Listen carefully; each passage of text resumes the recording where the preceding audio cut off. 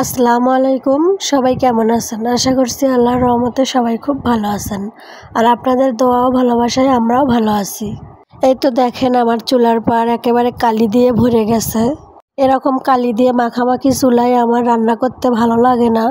তাই আমি আমার সংসারের অন্যান্য কাজগুলো ঠিকভাবে করতে না পারলেও সপ্তাহে অন্ততই একদিন চুলা লেপার চেষ্টা করি। ঘন ঘন লেপা পোছা করলে কিন্তু মাটির চুলা অনেক দিন টেকে। লেপা চুলায় কিন্তু আগুন জ্বলে বেশি আর রান্নাও হয় খুব তাড়াতাড়ি।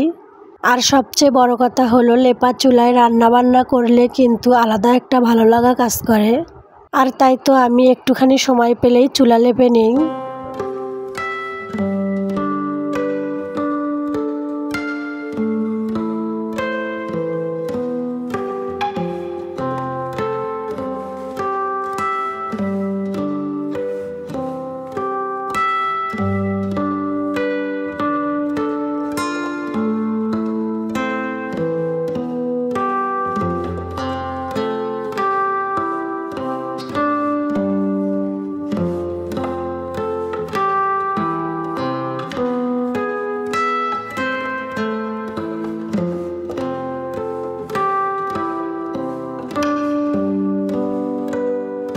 আমার কিন্তু রান্নাঘরে দুই ধরনের চুলা, একটা দুই চুলা আর একটা এক চুলা।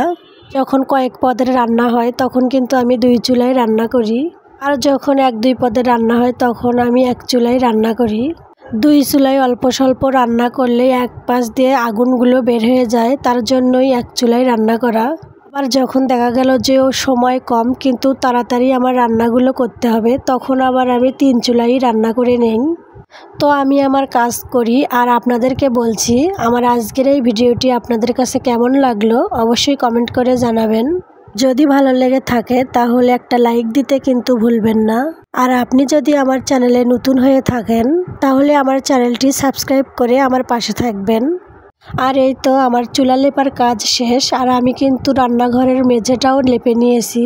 মেঝে লেপানোটা আপনাদের দেখানো হলো না। আসলে হয়েছে কি, ভিডিও করব বলে কিন্তু মোবাইলটা ঠিকঠাকভাবেই রেখেছি, কিন্তু ক্যামেরা অন করতে ভুলে গেছি। লেপার কাজ শেষ করে আমি যখন দেখব যে ভিডিওটা ঠিকঠাকভাবে হয়েছে কিনা, তখন দিয়ে আমি দেখলাম যে আমি তো ক্যামেরাই অন করিনি। আমার সাথে এরকমটা যে কতবার হয়েছে তার ঠিক নাই। শুধুমাত্র ক্যামেরা অন না করায় আমার গোছানো কাজগুলো অগোছালো করে আবারও গোছাতে হয়েছে। আচ্ছা, এরকমটা কি শুধু আমার সাথেই হয়, নাকি আপনারা যারা যারা ভিডিও করেন তাদের সাথেও এরকমটা হয়? আমাকে একটু জানাবেন তো। তো চুলা লেপার কাজ তো আমার শেষ, এখন তো জ্বালানিরও ব্যবস্থা করতে হবে। তাই তো চলে আসলাম আমাদের গাছের বাগানে পাতা ঝাড় দিতে। বাগান বললে ভুল হবে, আসলে আমাদের এই জমিটার দুপাশ দিয়ে গাছ লাগানো আছে। সেই গাছের পাতা পড়ে দেখুন পুরো জমিটা একেবারে ভরে গেছে। কদিন ধরে তো বৃষ্টি আর হচ্ছে না, খুব রোদ উঠছে, আর তার জন্যই দেখুন পাতাগুলো কি সুন্দর আছে। নয়তো বৃষ্টি হলে কিন্তু এই পাতাগুলো মাটির সঙ্গে মিশে পচে যেত। আর এই জমিটাতে আমার শ্বশুর বাবা কিছু শাকসবজি চাষ করেছেন, আর সেগুলো মাটির নিচ থেকে উপরে ভেসে ওঠার আগেই পাতাগুলো ঝাড় দিয়ে বাড়িতে নিয়ে যাচ্ছি। আমার মেয়েটাকে বলেছিলাম একটু ভিডিও করে দিতে, আর ও তো এসব সম্পর্কে তেমন কিছু জানে না, তাই একবার সে এদিক তো একবার সেদিক এভাবে ভিডিওটা করেছে।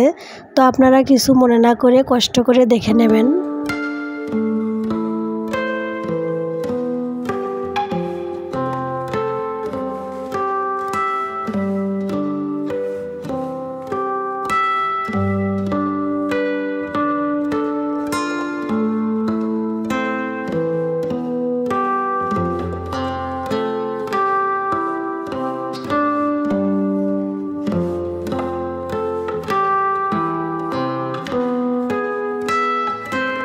এই তো আমার সবগুলো পাতা ঝাড়ু দিয়ে নেওয়া শেষ, এখন আমি এই পাতাগুলো নিয়ে যাব বাড়িতে।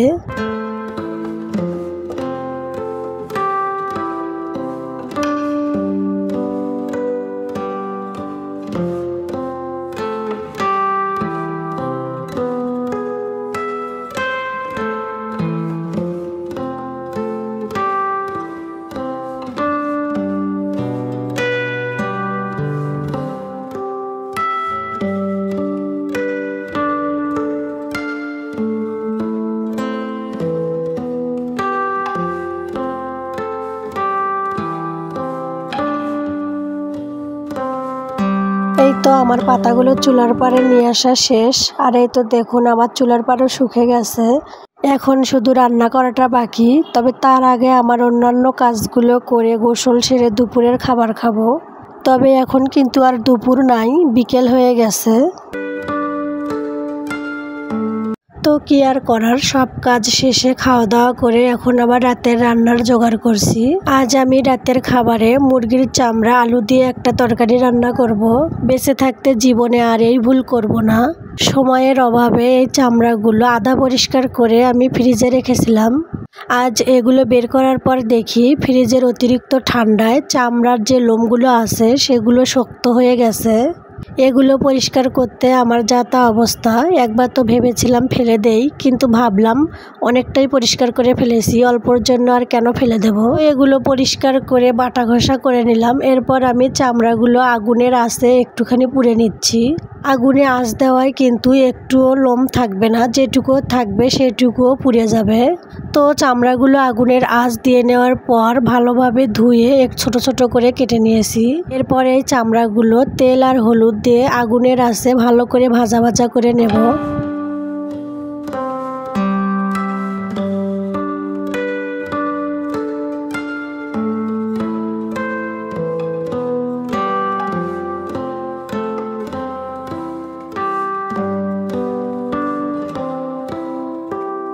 চামড়াগুলো ভালো করে ভাজা ভাজা হয়ে গেলে এখন আমি এগুলো তুলে নিচ্ছি।